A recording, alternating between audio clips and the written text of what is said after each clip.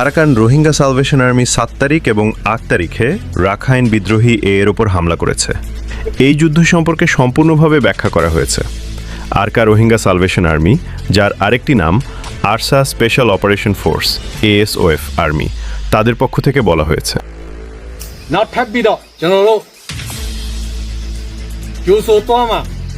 ইসলাম বিদ্বেষী সন্ত্রাসী আরাকান আর্মির বিরুদ্ধে বড় অভিযান।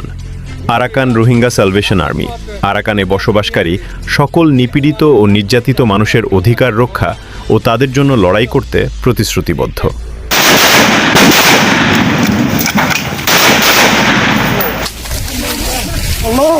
পুরা রোহিঙ্গা তুলিয়া মনে রাখি বইয়ানো পতানো মধ্যে ঢাকা ঢাকা আমাদের সংগ্রাম চলতে থাকবে যতক্ষণ না আরাকানের সকল জাতিগত সম্প্রদায়ের জন্য সমান অধিকার এবং স্থায়ী শান্তি প্রতিষ্ঠিত হয়।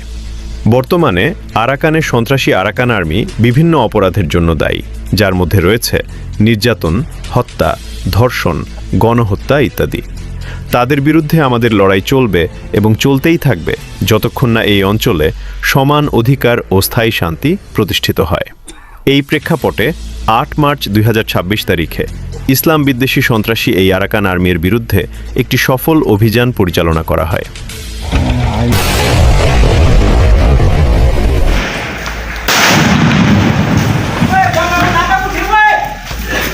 এই অভিযানটি আরাকান আর্মির বিরুদ্ধে চলমান যুদ্ধে সবচেয়ে শক্তিশালী ও সফল আক্রমণ ছিল।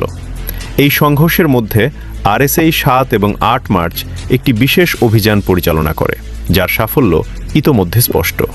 7 মার্চ সন্ত্রাসী আরাকান আর্মির 8 জন সদস্য নিহত হয় এবং 8 মার্চ 60 জনের বেশি সদস্য নিহত হয়।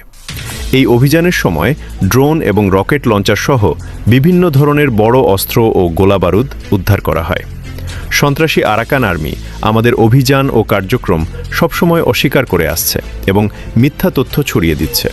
এবারও তার ব্যতিক্রম নয়, কারণ তাদের মিডিয়া মিথ্যা প্রচার করছে। কিন্তু আমাদের ভিডিও প্রমাণে আমরা স্পষ্টভাবে দেখিয়েছি যে সেখানে উপস্থিত সকল ব্যক্তি AA ইউনিফর্ম এবং আর্মার্ড ভেস্ট পরিহিত ছিল, যা প্রমাণ করে যে তারা সন্ত্রাসী আরাকান আর্মির সদস্য ছিল।